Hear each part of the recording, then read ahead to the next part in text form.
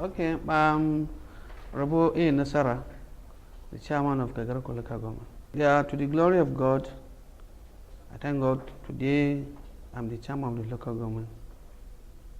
As the law requires, I was able to meet up with the conditions for me to be elected as a chairman of the local government prescribed by the law.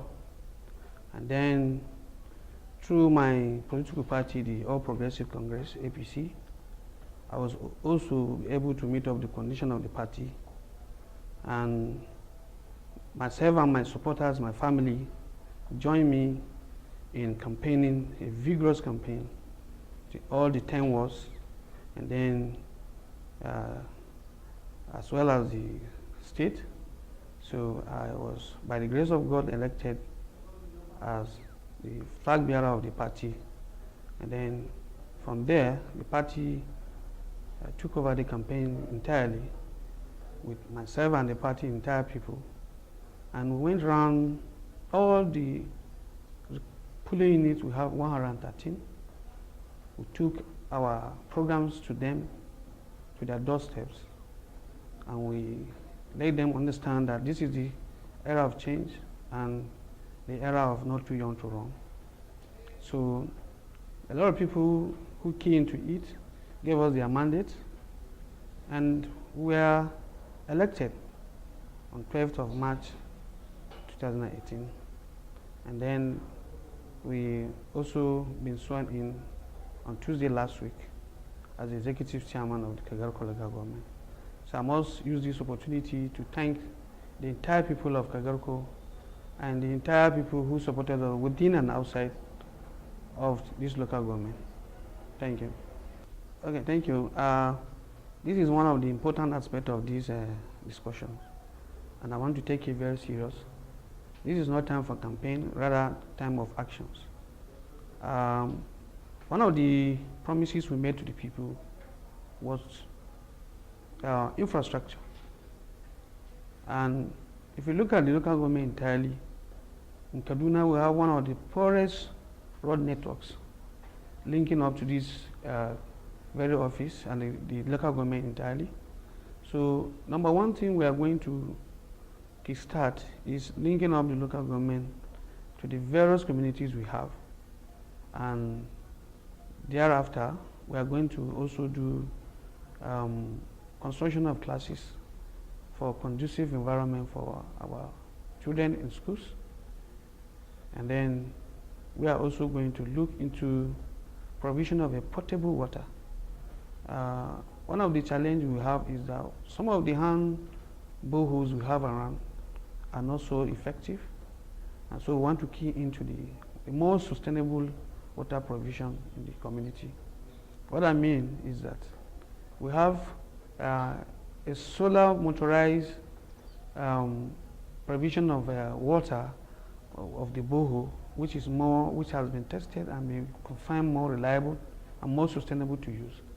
And then we are going to appeal to the governor as well as the president of the state, the country, our President Muhammadu Buhari and Malam Nasir El-Rufai, to please give us a substation of the Gurara Dam, which our local government is the host of that dam, so that we can be able to have a more potable water to drink. By doing that, we'll be able to take care of the health sector, and we'll also be able to take care of the reputation of boreholes every day, which are not sustainable. After this, we are going to look into the youth empowerment and women. We have a program that we are going to enroll a center called Youth Development Center. By the grace of God, if we are able to establish the Youth Development Center, it will cover both the sport aspect. We are going to have a mini stadium there. We also have some games like the handball, the basketball, the tennis, where we are going to be having a regular competitions for them to participate and be given some incentive for them to take care of themselves. And thereafter, we will have a skill acquisition center in that same youth development center, where we are going to engage them in training on different fields.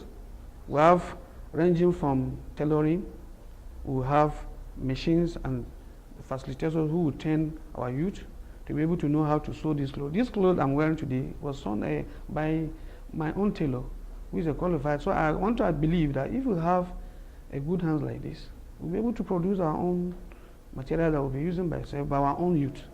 And then we are also going to have in that youth center too, a CBT center. In the entire local government, we don't have CBT at all. That is the JAM center for exams.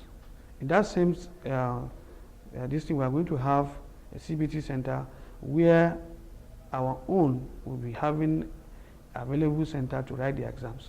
And after the exam, we engage the youth for computer training with the same computers that are available to the CBT centers.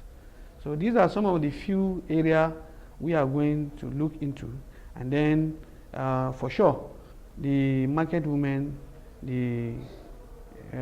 our car riders and motorcycle riders, will also see how we encourage them by giving them incentives to really take care of themselves. These are some of the few among many, because of the time we are going to look into. Okay, immediately I was sworn in on Tuesday. The first thing I did was to visit the security outfit that we have within the local government.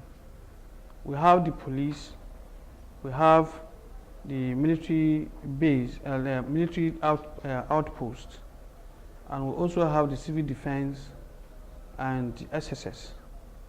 I was able to visit them one after the other to really know what is the state of the matter regarding the security challenges. And you know, this is a very serious issue that it doesn't require much discussion on the media, but I want to assure you that we have taken a lot of steps to ensure that where the hoodlums are hiding, we really bring them out and bring them to book. So we are going to be on the issue until we ensure that we have a lasting peace within the local government and the environment. So I can assure you that more has been done, and we are going to do more to ensure that our people are safe and we go about our normal businesses as required by the law. First and foremost, I must commend the effort of the governor on the issue of revenue collection. We have a law on revenue now in the state for the first time in the country. The governor has sat down and drafted a law on revenue. We just came back from an induction course, and we are engaged in studying that law of the revenue collection, as well as management of that revenue. In that law, a certain committee